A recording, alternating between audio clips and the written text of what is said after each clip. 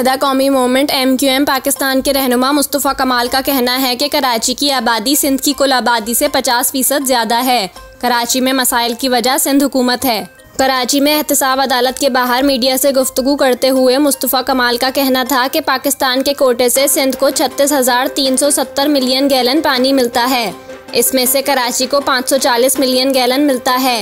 लियाकताबाद वाले पूरे लाहौर से ज़्यादा टैक्स देते हैं। मुस्तफ़ा कमाल का कहना था कि जाली डोमिसाइल बनाकर इस शहर के कोटे को भी छीन रहे हैं। इस शहर में एक नौकरी नहीं दी गई, रात को बिजली नहीं, सुबह गैस नहीं। हुकूमत सिंध के ताकतवर लोग जिसकी ज़मीन पर चाहें दीवार खड़ी कर लें, वो ज़मीन इनकी हो गई।